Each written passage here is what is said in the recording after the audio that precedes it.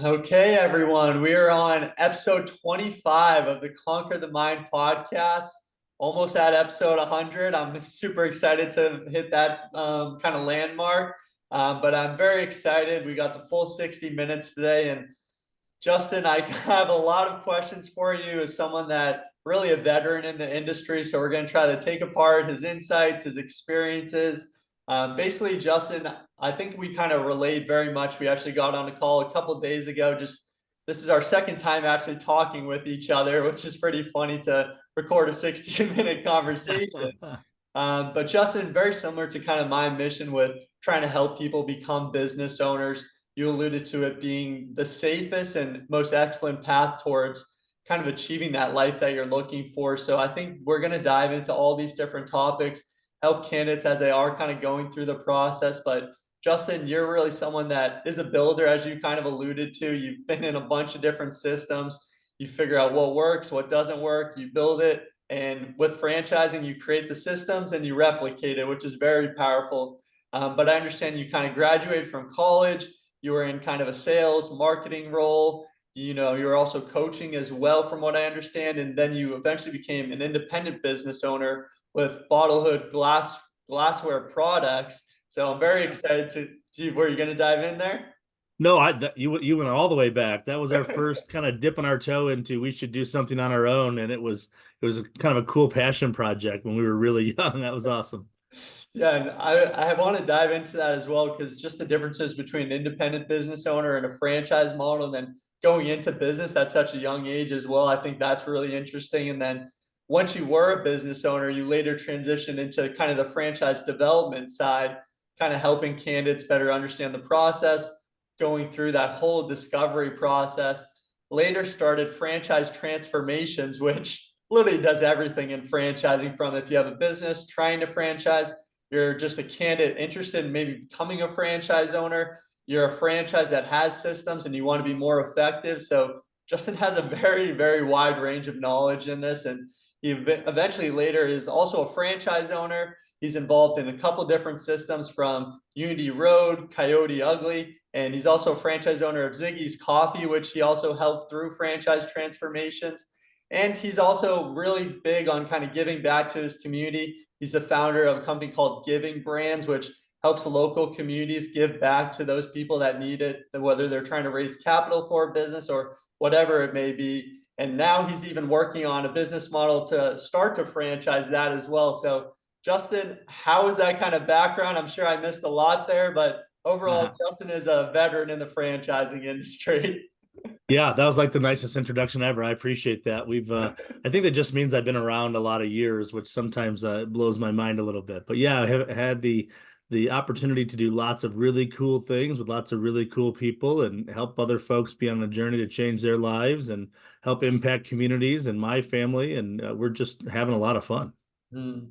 Yeah, and I think we're gonna have a lot of fun today. I think just our why statements are just so aligned, it sounds like. So I'm excited to kind of see where this conversation goes. And I kind of alluded to, you started off as an independent business owner, with the name of the podcast being Conquer the Mind, and really the goal being whether you're someone in college trying to figure out what those next steps look like, or you're someone in 20, 30, 40 years in corporate America, still trying to figure out, like, you feel like you're going through the motions, trying to help those people. But I think it'd be really helpful when you graduate college. I understand you kind of take a sales marketing role and eventually transition to become an independent business owner. What was like that thought process looking like? What kind of gave you the ultimate confidence that I could be a business owner at pretty much such a young age? I know you're doing a sales marketing role. What are you kind of learning after college to transition to become an independent business owner? Yeah, I love that question. So we're going back many years now. I won't say how many, but we're going back a lot of years. And my then fiance and I, my high school sweetheart, and I had just gotten engaged, and we had moved out to Colorado, didn't know anybody, didn't have jobs, Mm, and we're trying to figure out what that next chapter of our lives was going to look like. And we knew mm, we wanted to be here. We knew we wanted to have some fun, but we knew we needed yeah, to get serious about what was going to be the start of our journeys in our professional lives as well. And so we both got jobs. I got a job, as you said, in kind of sales and marketing. And I think it's honestly, you think back of like your first jobs, when you're younger and you're waiting tables or working at a coffee shop and doing that kind of stuff. But your first like real job, professional job, it Mm, really can shape, for better or worse, I think, what path you get on. For me, it was a blessing because I was with a really small company where I got to wear lots of hats as a young guy, maybe a little cocky back then. Came in and I thought I could do everything. And so I did. I did some AR and AP, which is not my thing. I designed labels for coffee bags on the marketing side. I hired a sales team and started training these salespeople. And it mm, was interesting because I didn't know what I didn't know. And so I just kind of made it up and had a really, really great time doing it. And it was actually through that job as a coffee roaster that I met my first job that lasted 9 years in wow. franchising, which is really what set the path for me. And I'll tell you, I hope it's different now, and I think it is a little bit. But in college and all the business classes and marketing classes and entrepreneur classes that we took, Mm, nobody talked about franchising. And when you did, it yeah. was McDonald's Mm, and Burger King. yeah. And that's so unrealistic for if you're really looking at what the franchise landscape looks like for most people. And so it just wasn't part of the conversation. And I got in with this really cool company. It was a Hawaiian coffee and smoothie company, mobile base. So it was carts and weekends and events. And it was really kind of my first, oh my gosh, this is a cool recipe. Every journey is better with a good map.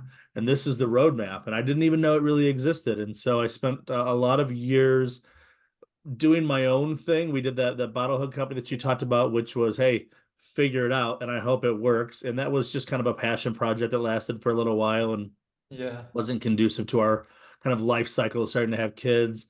But Mm, then getting into franchising and realizing that I could really help people and I could really set people up for success and help them meet their definition of success and meet them where they were and provide them an opportunity. That was kind of the spark where I thought, gosh, if you just have something really good, a really good map, and not all maps are good, but a really good map, and you can help implement that and replicate that, you can really set people up to change their lives. mm.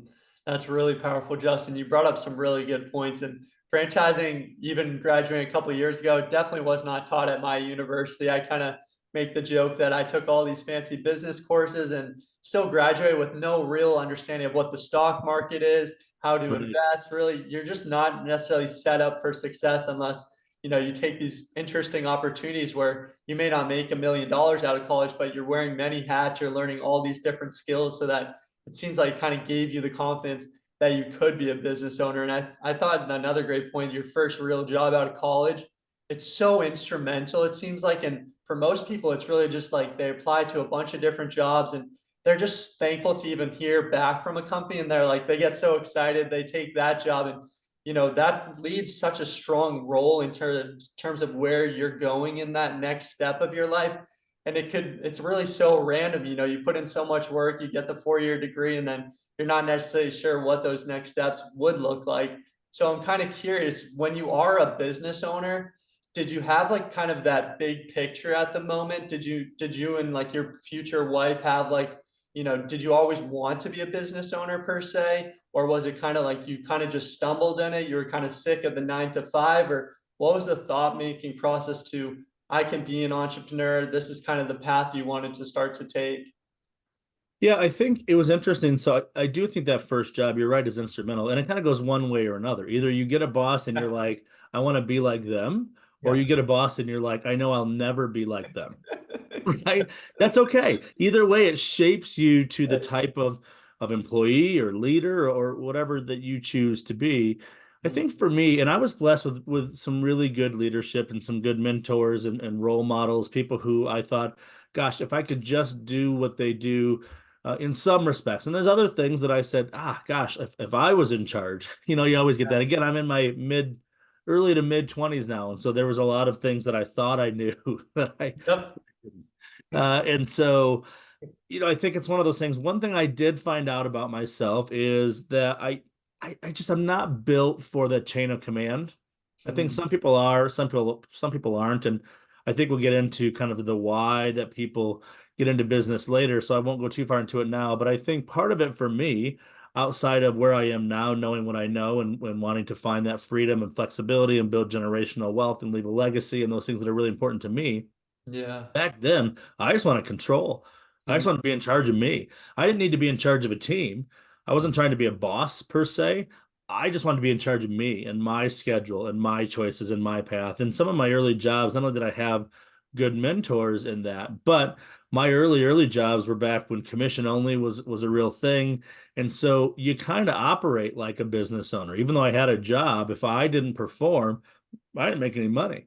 right. More I performed, the more I made. But then the more I made, I had to kind of manage and stockpile in case the next month wasn't so great. Right. And so Mhm. these are all lessons that I'm learning in my early mid 20s that I think really shape like, okay, so if I do this, this will happen. Right. And so that cause and effect of I could control how much money I made, how much I worked, if I was going to grind, if I needed to grind, the Yeah. control of all of that for me was really important. And I found that in that kind of sales and marketing roles for a while, but there Mhm. was always that if I can control what I'm doing here at this level, what if I do it here and then here and then here? And what if I continue to build and plant and water, as I say a lot as an analogy, and how can I diversify my skill set to one, not have all my eggs in one basket, but two, be able to provide opportunities because I want to take risks. And Mhm. sometimes risks don't pay off. And so taking one risk is scary.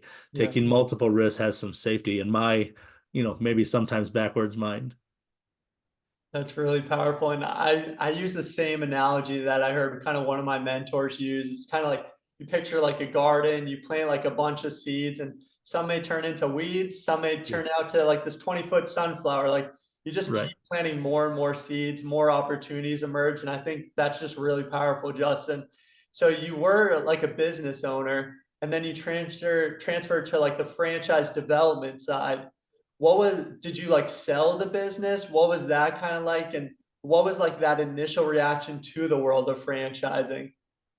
Yeah, so that initial business that we did, what essentially what we did is we took bottles, we reclaimed bottles from bars and restaurants, and we turned them into glassware and stuff. And it was cool for us. It was the mission of, we just moved to Boulder, Colorado. Everybody's very health conscious and very environmental conscious, and so it was a way to keep glass out of landfills, and it was Mhm. cool. I mean, it was a cool Yeah, business. It really was neat.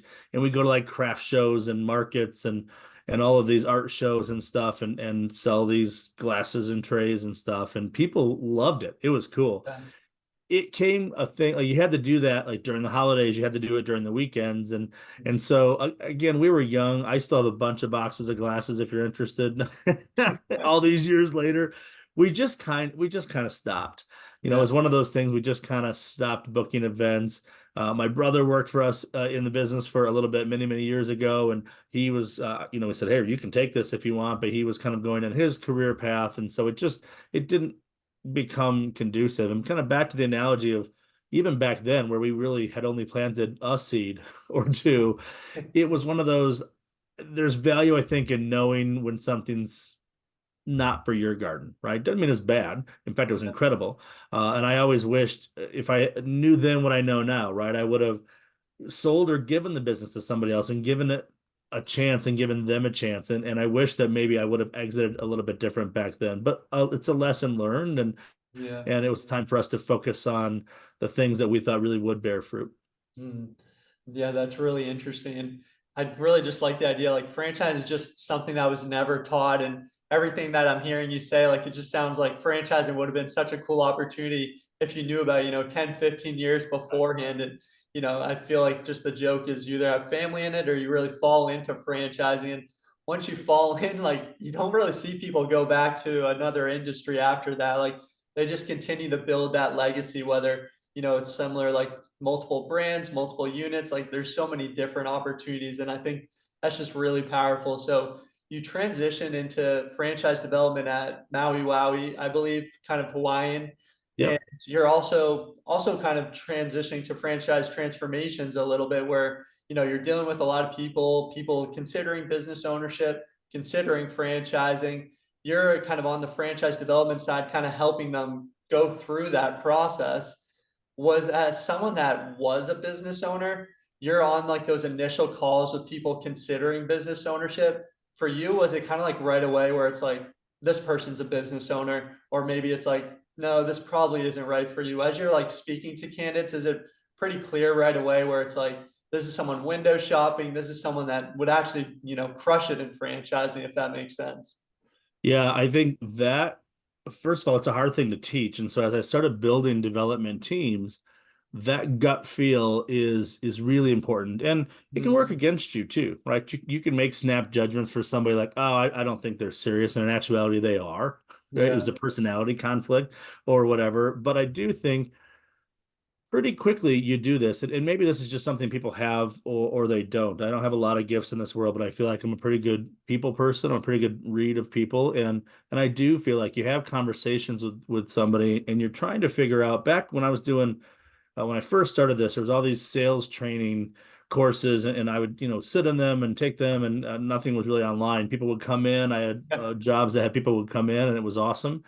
And one of the things back then that sales, and back then I'm talking, 2005, 2008, in that kind of area, Mhm. is they would come in and they'd always talk about finding the pain. And it never really resonated with me. Finding pain, finding the pain points, Yeah. because then you could provide the solution. And it just never resonated with me, because I don't think people walk around feeling the pain. Maybe some do, and that's fair, but I don't think people who have a good job and things, life's going okay, I don't think they're sitting there in anguish.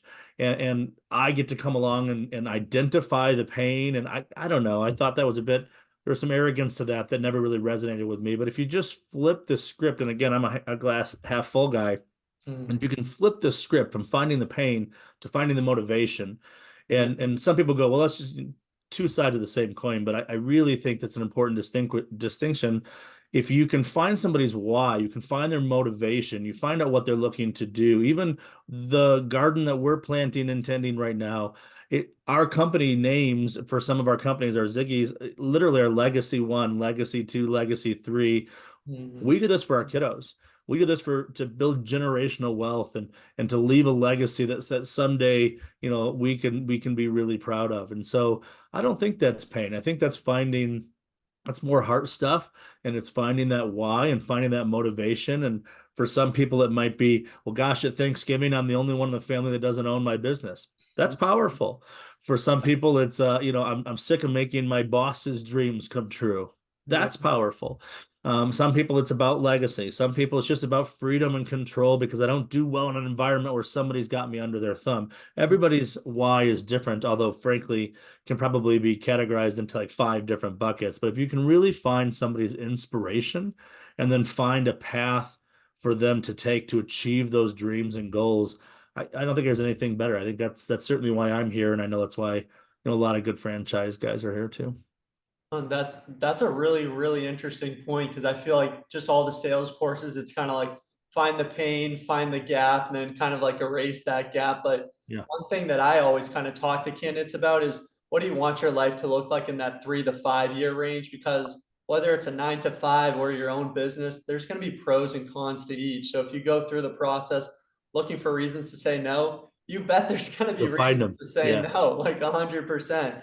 It's just like, do you have that mindset that you want to be in control of your future? And when challenges come, are you going to be able to live up to that expectation? And I think that's just really interesting, the pain points versus the motivation, because when people are interested in franchising, a lot of times it's from that initial pain point where, they had an argument with their boss that day, or Totally. something negative happened at work, and then they kind of just window shop for franchises, and then they're just looking for reasons to say no to see which one makes more sense. But when you picture the big picture and that why statement, that's really, really powerful. But for a lot of people, I just feel like, there's so many distractions. We were talking before the call, like, you have kids and soccer tournaments, you're also trying to balance responsibilities. For most people, they're so caught up in life's distractions, life's responsibilities. How does someone like take that step back and figure out what their why is? Because kind of the reason why I started the podcast is over 90% of people don't even have that why statement. They are kind of just going through the motions. How does what advice do you give to someone to kind of take that step back and figure out, where do they want to be in those 3 to 5 years, if that makes sense? Yeah. I think the name of your podcast really resonates with me for this specific question, which is you get to choose the narrative. Like, Yeah. don't let somebody else Mm. force their narrative on you. And even back to the pain versus motivation. If I'm coming at this from a place of pain, that leads to desperation, it leads to hasty decisions, it leads to negativity, and it leads to I did this because I had to. Like, just what a negative space. But you can choose, every one of us can choose to flip that narrative. It's not easy sometimes, but if you really dig deep, you can choose to change that narrative to something positive. I used to tell people, maybe I'll start saying it again, but I used to tell people in this development process, over the course of the coming weeks, we're going to paint a picture. And Yeah. this picture is going to be beautiful. It's going to be a beautiful picture of a business and all that comes along with it. But in the end, are Mm. you in the picture? Are you in the painting? Right. And I think that's kind of speaks to that like, can I see it? Can I visualize it? Can I shift my own paradigm and get out of my own way and choose to do something that I want to do? And why do I want to do it? We talked about some of those reasons, but can I write the narrative that this is me pursuing my dreams, my passion, my next chapter, my legacy. And when you come at this from that place, it's beautiful, right? I mean, you're talking about painting your own picture, painting your own dreams, Yeah. and choosing kind of what the sky looks like for you. And I think there's some real power if people can get to that. And then there's always the business, right? Not all franchises are created equal. Not all Yeah. fran dev people are created equal. Not Right. all brokers are created equal. Not all prospects are created equal. But if you find that alignment where somebody comes at it for the right reasons and you're the right concept and you take the right approach. So it's a lot of sun and stars and moon aligning. But if all that happens, I mean, wow, you're talking about really some life-changing stuff. It's pretty cool. Mm. Yeah, that's really powerful. And I like kind of the analogies you're using. It's similar to some of the analogies my mentors use as well with when you kind of start off in life, everyone has, or we could use kind of like a deck of cards. Some people are dealt like the king, the jack, some people are dealt, one, two, or three. Like we're all begin at different positions, but you control that paintbrush and decide what that end picture, that end mural, that end destination looks like. And it's from taking, massive action, and it starts with figuring out what that why statement is. I'd be curious for someone that is not a business owner, doesn't have business ownership experience, doesn't have anyone in their family that was a business owner. What can give them the confidence that franchising could potentially be a good fit for them? Yeah, that I think is the best question, really kind of the crux of it all. And it's who we deal with the most. I've been doing this for, again, many years, and you don't get people who come often and say, I have successfully ran 85 independent businesses across 7 states and 6 industries, but now I'm thinking about franchising. I mean, it's pretty rare.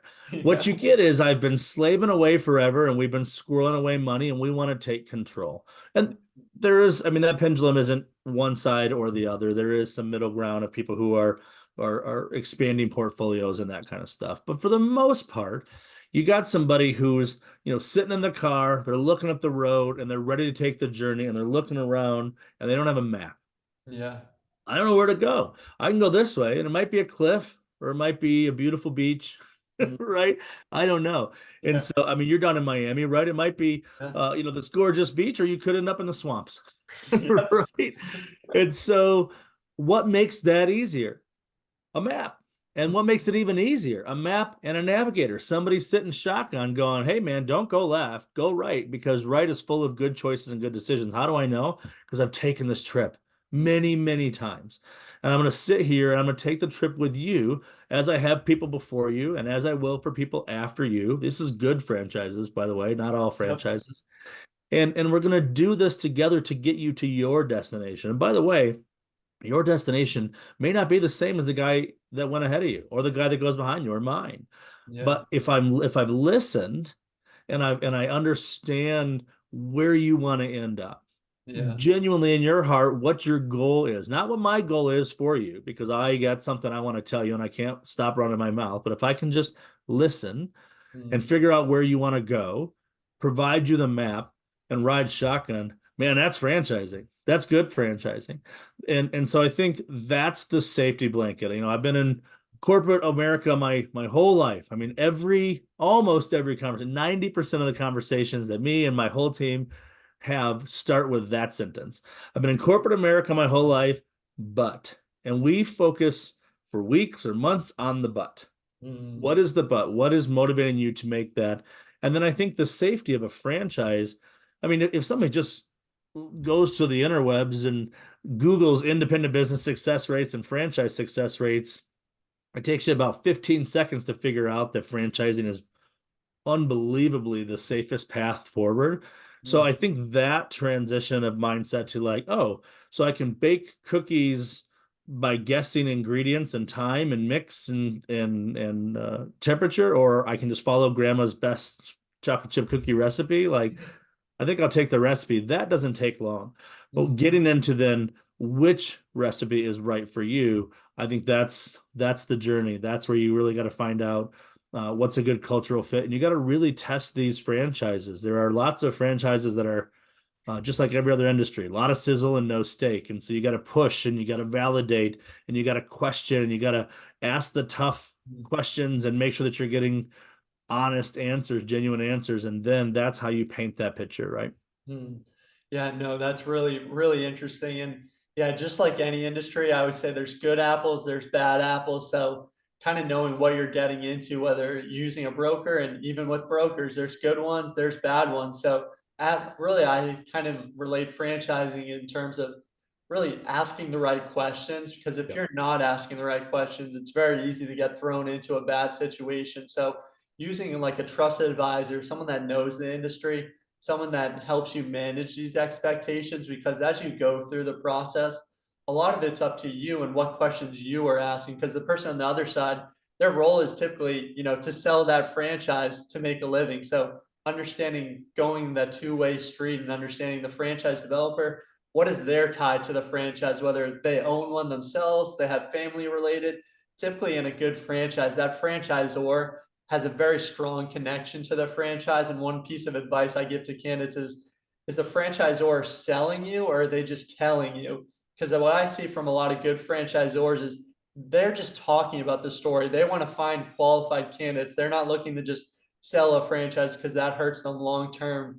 But you kind of alluded to, when someone does find, they start off in corporate America, and then you find their but reason. I'm in corporate America, but XYZ. So you find that reason, someone starts to be interested in franchising, and then they're overwhelmed with the thousands and thousands of opportunities, different industries. How does someone figure out what industry franchise is starting to feel right for them? Is it you're someone passionate and you should be going to senior care, for example, or you like dogs, you should go to pet care? How Yeah. does someone start to figure out, these are what I'm good at, how could I transfer this into a business? I love it. Lots to unpack in your statement. I love the selling versus telling is a really powerful statement. If you feel like you're being sold, Yeah. run away, right? Because what are they hiding? I mean, I think sales guys, well, but if somebody's listening to you, then I think that's a good sign. Brokers are one source of this. Again, good brokers, not so good brokers, just like good franchisors, not so good franchisors. But the key, I totally agree with you, is questions. I've written a couple articles on it. I think the lead to one of the articles was, you should be doing an investigation that, would make Sherlock Holmes proud. Like you got to dig in, uncover every rock, and make sure that you really understand who you're really dealing with, the culture of the business, the validation from other franchisees. In one point, do they have corporate units? I wish that franchising an idea was illegal. To be honest, I think there are people who are like, I've got a business plan and I'm going to test it with your money. Mm, Why didn't you test it with your money? yeah. Right? So, do they have corporate units? Do they believe it enough to have put their money where their mouth is before they'll put your money where their mouth is? Huh. And so, all of these questions I think are really, really important. And there are tons of resources. Brokers are a great resource. There's lots of articles. I've written several articles on the subject. I know there's a million people that do that as well. And so there's good information everywhere. But the key is to, I think, a couple different things. The numbers are important, right? But the numbers, you can't really lie about the numbers. Although some people, if you start seeing quartiles, it's another thing in an FDD. Maybe run.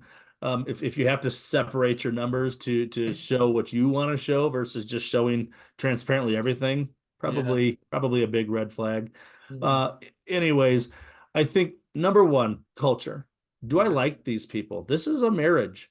And if you don't like each other, it's going to be a short one, or a combative one, and that's not good. So I think cultural fit for me and everything I've ever done is really, really important. When I first met the owners of Ziggy's, Brandon and Cameron, founders and owners of Ziggy's, I sat down and we shared a meal. We broke bread and we got to know each other. And we didn't really talk much about the business. We talked about kids and they're a big basketball family and we're a big soccer family. And there's lots of jokes about that. And both Brandon and I married way out of our league, so there was lots of jokes about that. And but we got to know each other. And it wasn't about the coffee. Like the coffee is important, but Yeah. it's important down the road for me. I want to walk away from a dinner as I did with those two and say, I'm going to do something with those guys, Mhm. right? Because my heart tells me these are the people I want to have in my life. And these are the relationships that I want to foster for mutual benefit as we go forward. And so Mhm. don't underestimate that gut. We talked a little bit about gut earlier with Yeah. prospects. So for a prospect, a gut is a powerful thing. If it feels off, if you're feeling sold, if it's feeling a little like there's some ulterior motives, or you got a friend dev sales guy who's going for, desperation paycheck, just walk away. This is the rest of your life, or at least the next big chapter of your life. And Mhm. so I think culture is number one. After culture, you got to paint that picture. And I think that is about, what are other franchisees doing? Okay, you've established that they're corporately successful. Great. Now I don't care about that. Now I want to know if franchisees are happy. And Yeah. so I want to call a franchisee, and I got one question when I call a franchisee, and only one question. I don't ask about P&Ls. I don't ask about staff or labor. I ask, would you do it again? Mhm. That's it. If the answer is yes, that's all I need. Right. Now, that's a personality thing for me, but that's all I need. And if multiple people say, "Oh God, yes, I'm looking to expand," Mhm. great. I'm in a unique position because I'm in Friend Dev and my team. I work really closely with all the leads and stuff, and I own a Ziggy's. We're about to own our second one here in less than a month. And so, and we're part owners of a Coyote Ugly in London. And so I think that's kind of rare actually for friend dev guys, but it changes everything because when I talk to people, I'm just a peer. They ask questions and I go, I'll tell you that I have 12 people on staff and I wish I had 15, but I'm having a hard time with those last three. I can just talk about my business. I'm not Right. talking about FDDs. I'm not selling. I'm just telling them my story if they ask and they want to hear it. And so, not everybody has that luxury, but I think when you're talking to franchisees and you're walking through the process and you're painting this picture in your mind, you got to figure out what are your non-negotiables. Yeah. And some people want a really flashy business and maybe the numbers don't quite matter as much. And some people only care about numbers and they don't care that the business is sexy. And that's okay too. There's literally a franchise out there for everything. Yeah. And so if you can will it, you can find it. You just got to be willing to put in the time and ask the hard questions. Mm. Yeah, those are some really great points. And, just a very simple question of would you buy this again? Would they make that same investment again? That's someone that's gone through that same process of the person asking the question. And are they buying more units because it's going so well, or they bought Right. one unit and they're in a really good place and they don't need to buy a second unit? Or really, I like that just simplicity really matters in this situation because you can hammer in on a franchisee on all these different questions, try to get super specific, but these are eventually, your support system, you're building a relationship with them. So trying to Yeah. keep it simple, asking if they would do it again. And I really like the point as well on corporate units, because even if it's like a new emerging brand or that well-established brand, you're always trying to innovate, try new things. And I think it's really powerful when you can use a corporate location to try a new marketing strategy, try a new branding thing with the storefront, whatever it may be, trying to use that corporate location so that the CEO, the founder, he's the person kind of taking that initial hit before telling people that made these significant investments to, hey, let's try this out. I know we have these really cool systems that work, but let's try something else out. So I think that's a really powerful point. So one more kind of question before we dive in a little bit into franchise transformations. So you, as you kind of alluded to, you are a franchise owner. So you've been through the process just like a candidate would. When you're going through the process, you have an initial call, FDD, validation. You're getting a lot of information thrown at you, and then you're probably evaluating two or three opportunities. So it can be a lot of information in a shorter period of time. How do you go about balancing the information that you're getting through this process? And another huge thing in franchising, you've wrote about this, is that analysis paralysis.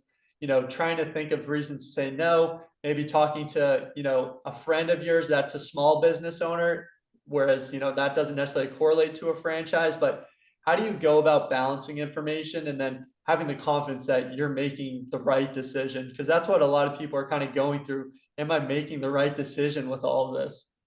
Yeah, so I think there's a couple different paths, and it's really based on personality type. I love the personality typing, and I use Disc myself in my daily life, and there's lots of great platforms out there. But in that, we'll just stick with kind of that platform. There's really people who are directing very high level, like just give me the Cliff's notes, and then I'll make a quick decision.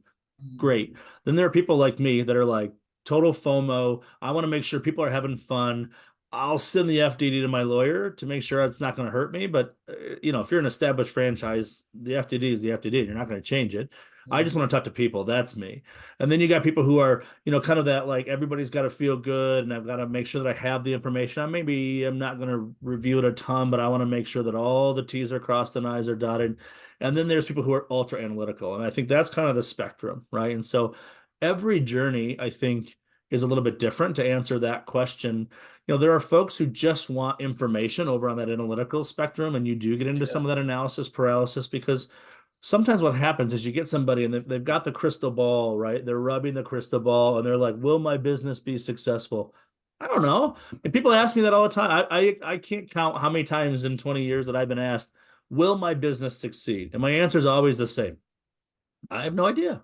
Like, well, the recipe's great, Yeah. but but I don't know you well enough to tell you. You seem great. You've done all the homework. You've made all our meetings. You're on time. You seem to have the right why. I think you've got as good a chance as any. And might it fail? Absolutely. It's a business, right? No business in the world, period, is 100% period ever. And so you have to kind of be a part of that. When you take the leap, there's the risk. Now, can you mitigate some of that risk? Yes. How? Finding the right concept, making sure it's a good cultural fit, making sure you're well capitalized. That's something that people don't talk about enough. Boy, it takes money. And whatever you think you need, whatever your franchisor tells you need more, right? To be safe. Because what if month 1, 2, and 3 doesn't go according to plan? Getting open, it isn't enough. And so all of these, and a good franchisor should be telling you that, and a good finance company should be telling you that, because we all want the same thing, which is for you to be safe, right? Or all the good franchisors and good franchise people want the same thing, for you to be safe. And there's boxes you have to check to make sure that you've set yourself up to be as safe as possible. We're never eliminating the risk, and there is no crystal ball. And so for the folks who are analytical to a fault, perhaps it's because there just isn't enough of that, right? There isn't somebody who's going to say, I guarantee you, if you do A, B, C, your wildest dreams are going to come true. And if they do tell you that, run, right? Yeah. Because well, it's crazy. But what we can say is if you do A, B, C, boy, call these 10, 20, 100 people, your odds of success are awfully good if we've done our due diligence. And then you got people like me and on the other end of the spectrum, which is I want to have a couple good conversations. I want to have dinner with Brandon and Cameron, and I want to feel the feels, and then I'm in. Right. I'm still going to look at the numbers. I'm still going to run a P&L, but my process is like 90-10, and 90% of it is people. I want to meet the team. I want to see who my support people are. I want to make sure I like them. I frankly care about, I assume everybody is good at their job. That's my baseline, is you're good at what you do, but I got to like you Yeah. because we're going to work together. Right. And so it's probably a long-winded way to say that everybody's journey is a little bit different, but I think making sure that your cup is full, that you've checked all the boxes in your mind, whether it's more personal or more analytical or some combination of both, and just you go side by side. I talk to people all the time who are like, I looked at a couple, it just didn't feel right, and then I found you, and wow, Great. That's a really good opener, Okay. right? Or, and I've had people who are like, I want coffee and I'm looking at all 7 of you. Mm. Okay. So what you need to do, my suggestion, no matter where you fall on that spectrum, is you got to have the columns, right? So let's look at AUVs. Write them all down. Now, do you need to just go with the highest one? Not necessarily, because people do weird things with numbers, but that's you probably don't want to go to the lowest one.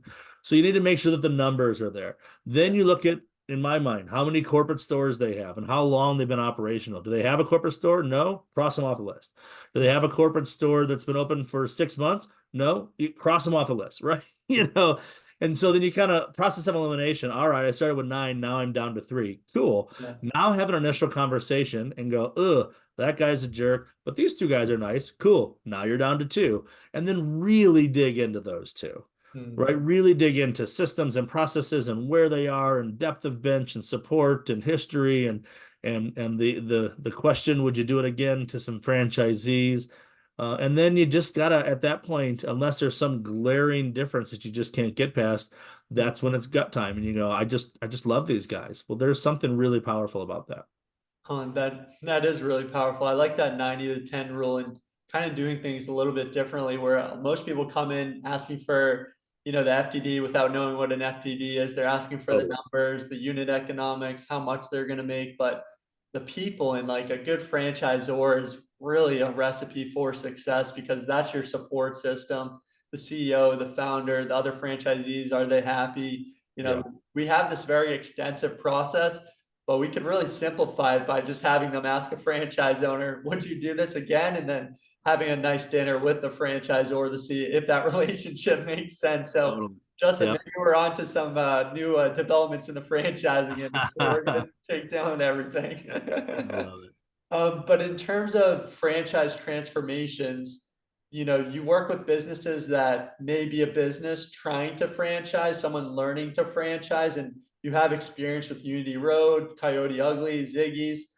When someone, let's say someone has a business model, do you think when you get started, does it start with you have a business, you have a successful business, then you lay the groundwork to franchise? Or when you start that business, you need to have the idea that you're going to franchise this business, and that lays the initial groundwork of that initial business, if that makes sense?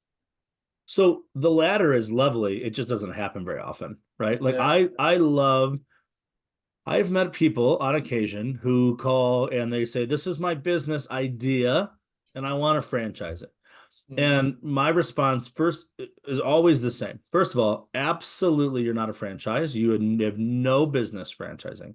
But mm, here's the path. And I think it's dependent on capital and stick to itiveness and just kind of gusto. How, is it 24 months or is it 5 years or, you have to open a corporate store. And then once you do that, you have to open another one in a different market. Right? We have to prove a couple things. One, it's not the owner. I can't replicate an owner, right? There can be great owners, but if your store or your model or your unit or whatever you do is successful because you are awesome, you're not a franchise. You're just awesome, right? yeah, And that's okay. Go be awesome. right. But you can't replicate that. So the way to do that is take Mr. Awesome or Mrs. Awesome out of the business, and then is the business still awesome? Mm, That's a really important question, right? So for me, if you can script opening a business with a mindset of every decision I make, can I make it 500 times? mm, Terrific. But it's not realistic. Very few franchises come up that way. What it is, and I'll tell you a success story of Ziggy's because I think it's a beautiful one, which is these guys were grinders. They weren't given anything. They came out to Colorado with an idea and a dream and no money and no experience. And they just made it happen. There's something magic about people like that. And they're few and far between on this planet. But there's just something magic about somebody who says, come hell or high water, we will get this done. And mm, that's these two. And it's just been a privilege to get to know them and work with them. And it's been a real honor just to be a part of that journey. And so that's the baseline for them is they're like some of the most awesome people in the world. Terrific. But more so than that, once they're, and I won't go too far into their story, but they started one, great. Then they took that and they started another one. Cool. Okay. And they had a bad partner, and then that partner went away, but then they started another one. And Yeah. there's a lot of details in here. But by the time I met them, a couple things had happened. One, they had 6 units. Mm, Terrific.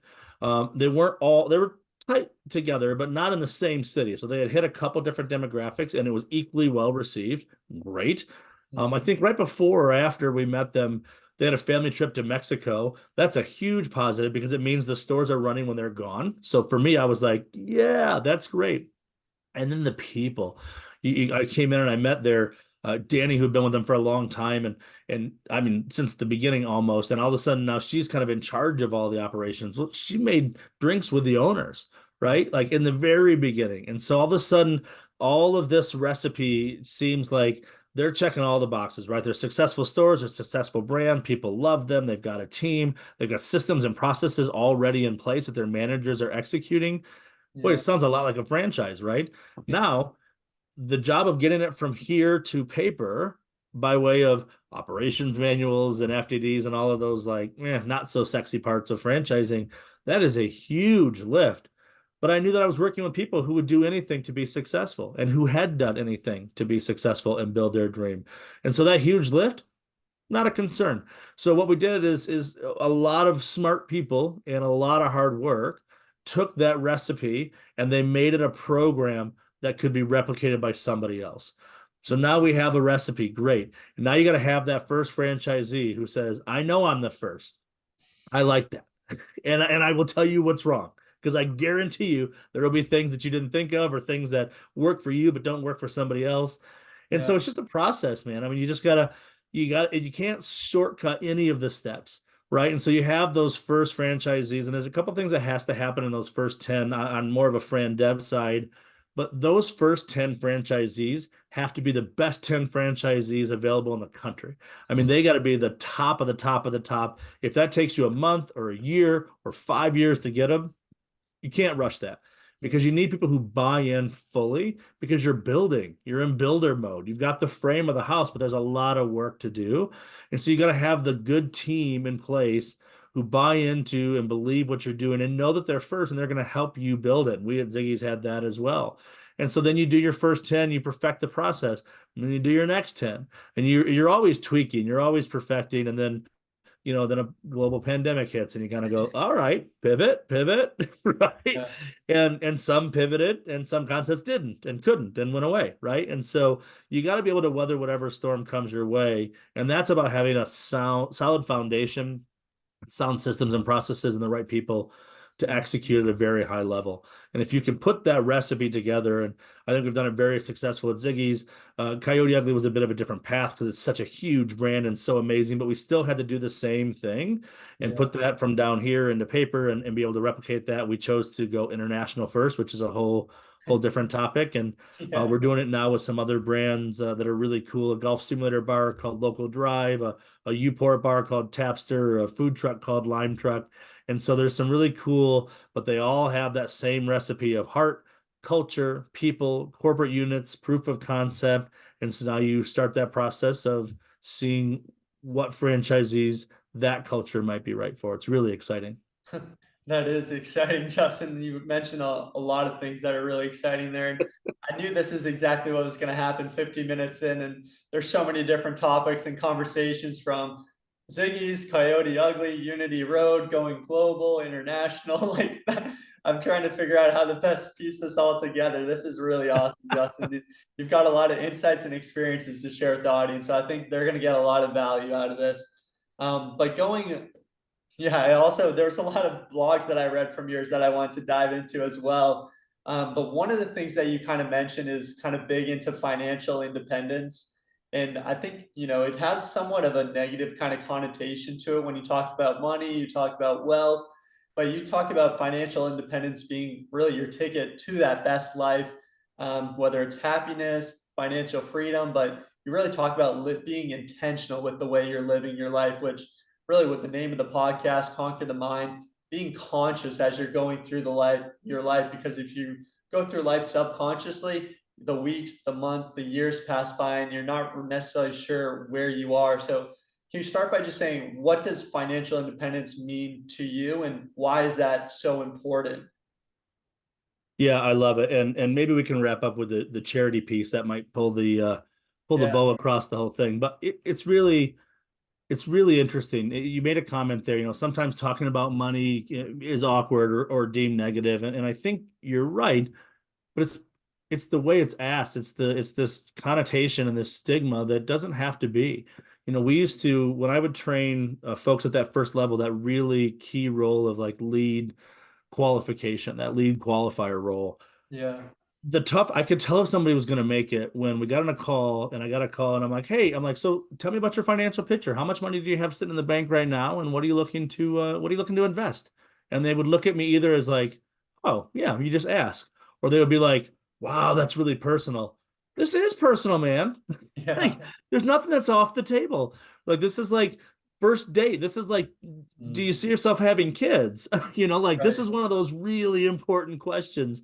And it doesn't have to be negative. Mm, It doesn't have to be weird. You can just be like, hey, you called me. You're thinking about doing this. How much money do you have? mm, That's okay. That's a good place to start the conversation. Financial independence is really interesting. And, I struggle with this a little bit because there's that money doesn't buy happiness. And I'll tell you just briefly, I did a mission project years ago in Haiti, yeah. and Haiti's a tough place. And I remember it was really powerful. The most powerful thing that happened the entire trip, and it's a long list, but these kids who we had been to this village, they were living on dirt floors. Some of the houses had four walls and a roof. Yeah. Most had three walls. They had nothing, not like what we view as nothing. They had nothing. And every morning, hundreds of kids would come in somehow bright yellow shirts and bright white shorts, hair done, shoes on their feet, smiling ear to ear, and they loved every second of every day. And Mm, that changed my life in the most profound way. And it mm, really feeds into money doesn't buy happiness, okay? Because these guys didn't know any better. These kids were just so beautiful and so happy, and their love and lust for life was mm, perspective changing and altering, to say the least. But that's apples and oranges, right? I mean, we live in a different world here. mm, And does money buy happiness? No. It buys things. Does things create happiness? No. Does it create opportunities for family and adventure and things that lead to happiness? Yeah, sometimes, right? And yeah. so, the idea of like, I don't care about money is, I mean, it's great on a postcard and a t-shirt.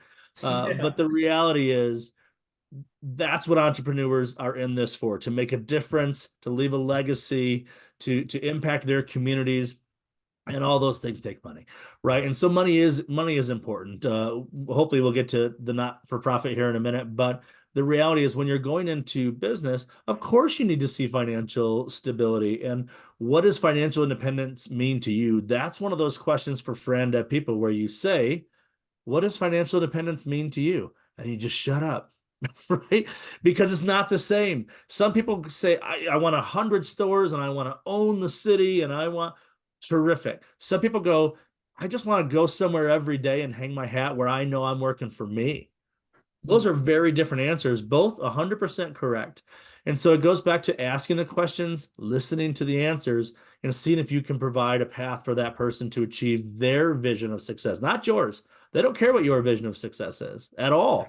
And so the more I want to tell you about what I think your success looks like, the further apart you and I go. But if I can just ask you that question and listen to your answer, that's, I think, where powerful relationships are really formed. And everybody's definition of that is a little bit different.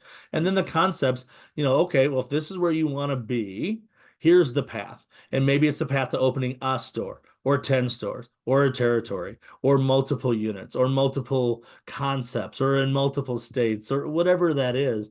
But you can craft a path that is specific for that prospect to help them achieve their vision and their version of success. And I think that's where everybody wins in that scenario. mm.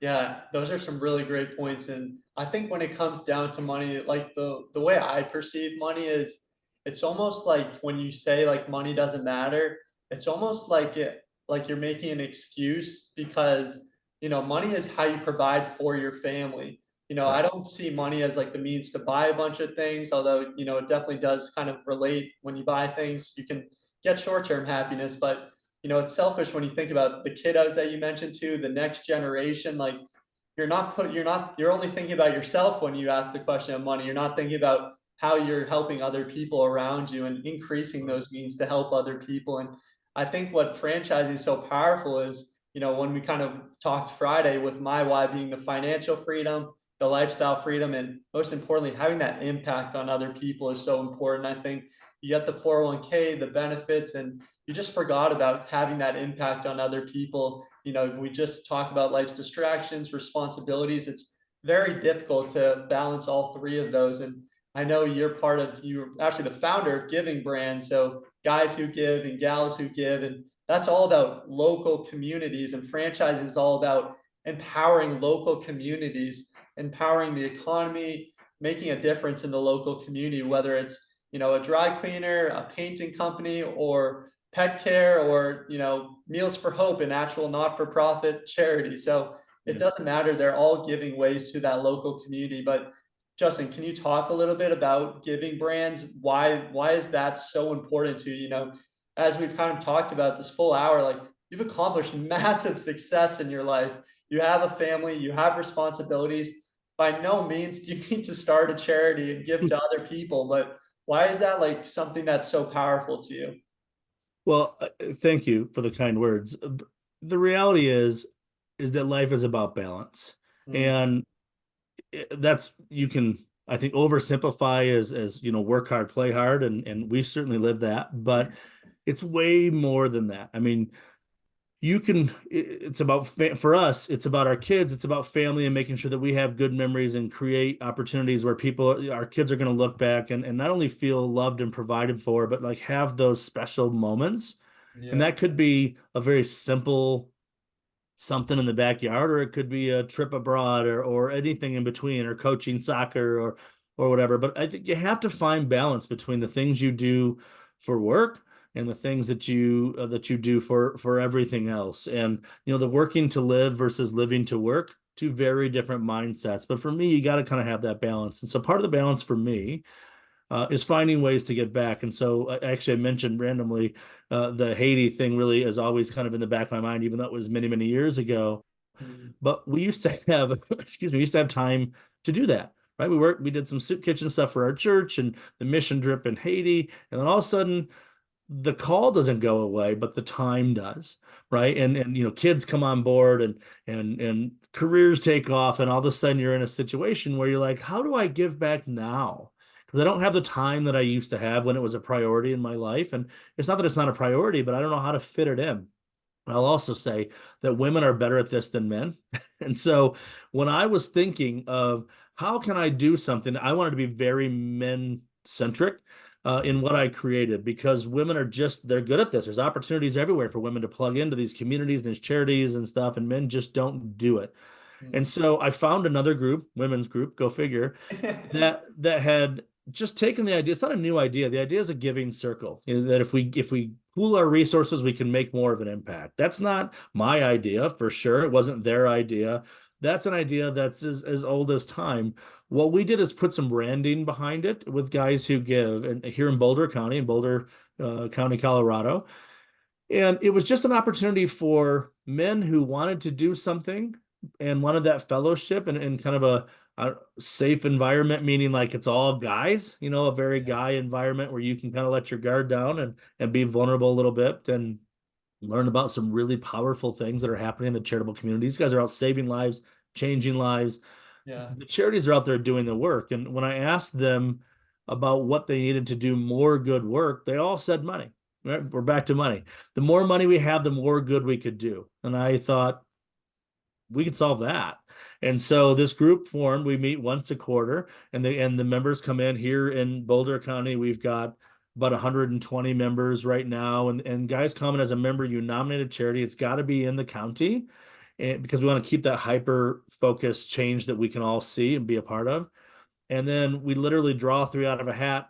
Those three get up, they take a couple minutes and go, this is why this charity is really important to my heart. No PowerPoints, no guest speakers. We vote, everybody writes a check for $100. And so now we're giving 12, 13, $14,000 to a local charity. And because I'm a franchise guy, I thought, well, how can we put that to good use? And Yeah. so we started another chapter with my brother actually in Kalamazoo, Michigan. Cody, he's amazing, has taken this and helped me build it. That same kind of, remember we talked about that first franchisee?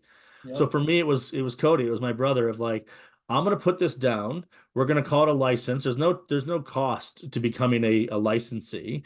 But I'm gonna give you the recipe. I'm gonna give you the map. All the things that we've talked about. We just did it here, but it's free.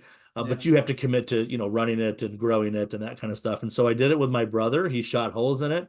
In fact, has grown a little bit bigger than our chapter now, which, a little sibling rivalry. Yeah. I And love then and then we started more chapters, and our members said, "I drive from Denver. I want to start it in Denver or Larimer County." And so now we have 21 chapters, including some wives of one of our chapters in Denver said, "Hey, we want to do Gals Who Give," and I'm like, "Go build a gals organization. What am I doing?" And they said, "Nope, we want to do what you do." So then I founded a women's organization, which always makes me laugh. it. But we've got 21 chapters now, and it's an amazing thing. We all meet the same night, women on Tuesday, men on Wednesday. We do that once a quarter, and nobody knows this yet, but I'll break it here. Breaking news.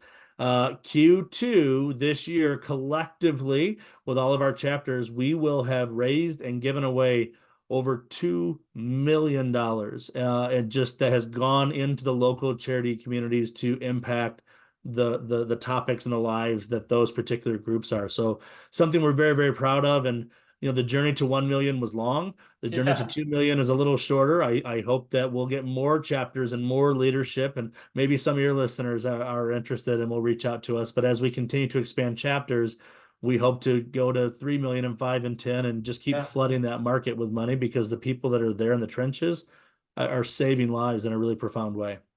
That's incredible, Justin. Literally just like a round of applause for that. That's like incredible. And I was just listening to Grant Cardone, who's like the big like 10x your goals. And Yeah. he was kind of saying if he could do things over again, he would make it 100x. So let's get the charity to 100 million, not 10 Yes. million. Let's hit 100 million. Yeah, I So love that. I think that's what you're doing is incredible. And I know the hours wound down. So Justin, if you need to hop off, you're more than welcome to go. But typically I like to just do a quick recap of the episode. Love it. Okay, awesome. And as you're kind of alluding to all these different things you're talking about, one of the things that's in your bio is being a paradigm challenger. And I think that's really such a big lesson. Like your life is brought into a bunch of different stages. You're doing a bunch of different things, but that initial step is not that final step. And you're constantly finding ways to be on that path of growth. I often say it's kind of like a path of growth and a path of stability where you're okay with where you are. And that's not a bad thing or a good thing, but just that's kind of how it is. And then, or you can be on that path of growth where you're always trying new things. You're always trying to level up and make other people better as well. So that was another conversation in terms of the paradigm challenger. But my big takeaways from the episode were how we started with that first role after college. That first role is so instrumental, but it's by no means that final step. I think the best piece of advice on that first role is find a role where kind of like you're wearing many hats, but you're learning a bunch of different skills. It's not just like you're in accounting or one specific niche with not a lot of mentors around you. Find ways where you're trying different hats, trying different things, because the quicker you figure out what you're passionate about and what you like, the quicker you can figure out that why statement, which helps you figure out what that what and the how are, which is another thing you've kind of talked about as well. So I think that's really powerful in how you want to control becoming a business owner, getting into franchising. You don't need every single skill in the book. You don't need an Elon Musk, a Jeff Bezos type idea. You just need to have the mindset, the dedication, and the work ethic, and really just doing it for the kids, doing it for the next generation. I think that conversation on money is really powerful, where it's not necessarily internally, but externally. How can you use that money to solve these issues, which is what you're doing through giving brands. It's really what franchising is all about, using capital to make a difference in these local communities. So I think trying to change that stigma, that stereotype could be really helpful. And overall, just going with your gut feeling. I think as a business owner, you're going to get to process a lot of information. But for me, it seems like the most successful business owners are people that process information. They make a decision. They're not asking 20 different people that aren't necessarily related in the decision making process. what they think, they know that they have the confidence that they can make a decision based upon the necessary information. And then really just the idea that that first step is not your final step. Like, you're a franchisor, a franchisee, you have founded companies, like you've done so many different things, but I'm sure you would say when you started graduating from college, you probably didn't see yourself in this exact position then, but you have the why, you take action, you try things, and then it leads to where you eventually become. And just this idea of learning to earn to return, like you do a really great job of just accumulating a bunch of knowledge and then using it to help other people. So Justin, I've learned a ton today. I have a full page of notes. I appreciate you joining me on the Conquer the Mind podcast. If anyone has found any value in this, like, share, comment, subscribe, help out the algorithm so that we can spread this message across the world. And Justin, I appreciate your time today. Thank you so much. We'll have to do it again. We've got topics uncovered. Awesome. Well, I'm more than happy to do it again. This is a lot of fun, Justin. I appreciate your time. Thanks a lot. Appreciate you. Take care.